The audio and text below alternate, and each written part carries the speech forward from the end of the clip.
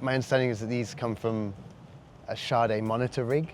It makes sense that Sade would have something with such great, she's a woman of great taste, so of course she deserves these, you know?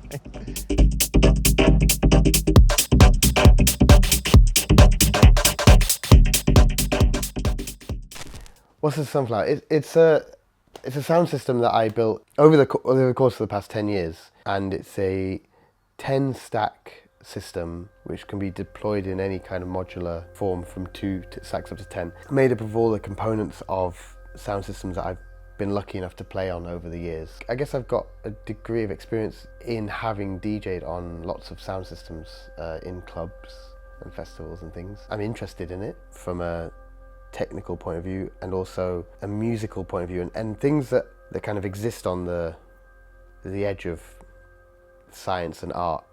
I guess I enjoy.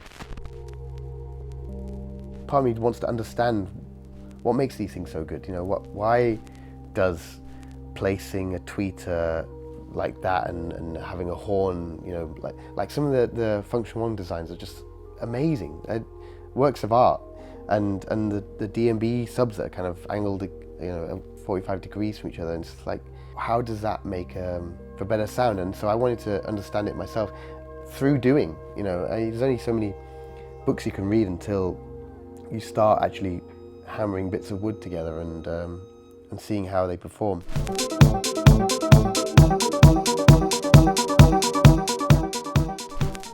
The system is comprised of 1, 2, 3, 4 bands, and those bands come together to create the full spectrum of sound.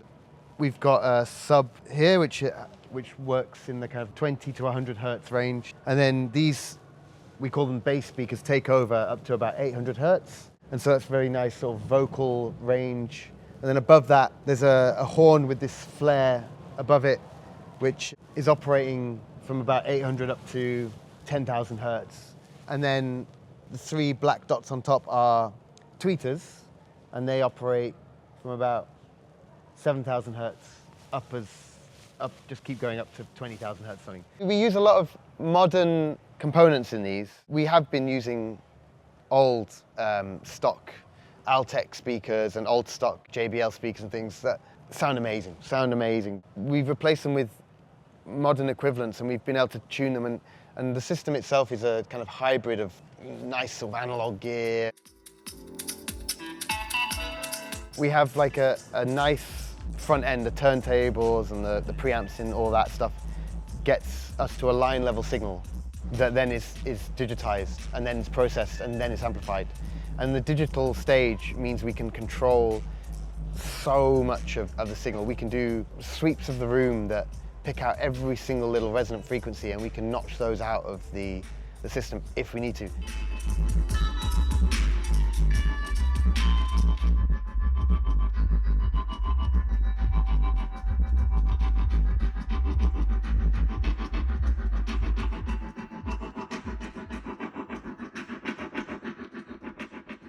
The poetry of all this for me is that, especially with turntables, is that you're dealing with a millivolt of electricity created at the beginning stage. We come here and put in all this infrastructure to generate something that has a lot of power. I really like this idea that there's something microscopic happening over there and there's something macroscopic happening here. That's a cool journey for the music to take.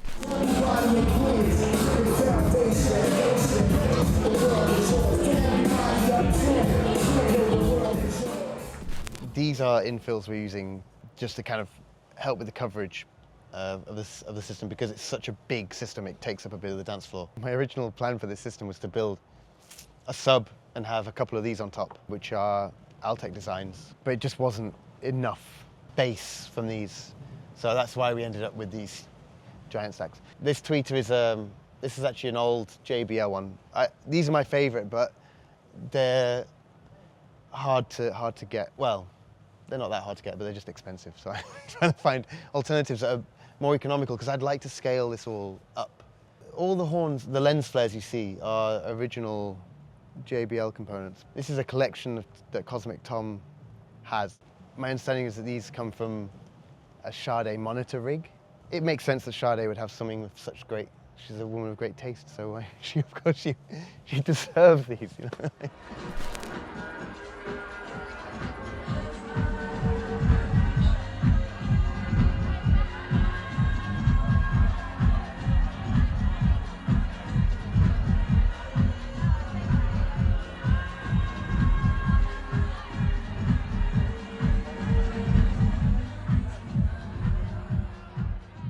This is a 25-meter dome tent, and we've acoustically treated it with this nice mycelium structure, which is an experimental acoustic paneling that's made out of the non-reproductive parts of the mycelium network. It's quite effective, and it's actually, we heard this same tent when it was empty. You know, it has a lot of reverberation because we're in it, it's literally a dome. And so we've got these panels, and that's really helped the acoustic of the room.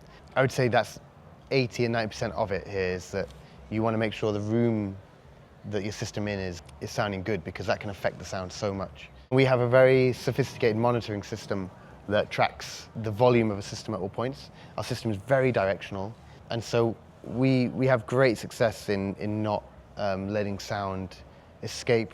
I never want to be told to turn it down. No one wants that, because the system has unlimited power. I'm so impressed with how these amplifiers are doing nothing. It's running at maybe 15% of its capability, really. So these are a hanging tweeter array in a banana shape called air motion transfer tweeters. And so they are responsible for like throwing high frequencies down from above, so the coverage is more even around the audience. The inspiration was the fact that these are used in hi-fi a lot, and I really like the sound of them in hi-fis. And I found a company that make them in Spain, and they can get to incredibly high SPL, as sound pressure levels. I read one book on loudspeaker design, and I feel like I should read a few more. They're not my favorite, but it's a good experiment. This is the fun of it all. We're getting to experiment with this. I've never seen a banana-shaped tweeter before. I'm really grateful that you know, these festivals have entrusted us to experiment, basically. I mean, we've gone from, you know, some drawings to building it to, you know, 3 major festivals in 1 year.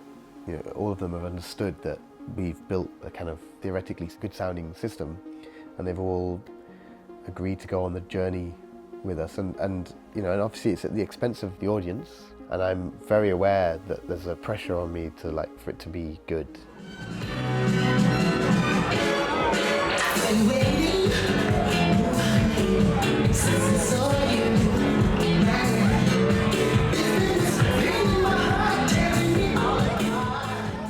It's an experiment, so having fun with it as an instrument is interesting to me. It's not just a good sounding system, it's a good sounding system that has some fun tricks up its sleeve that maybe could be used musically, maybe sounds rubbish so you don't use it. You know, it could push things along a little bit.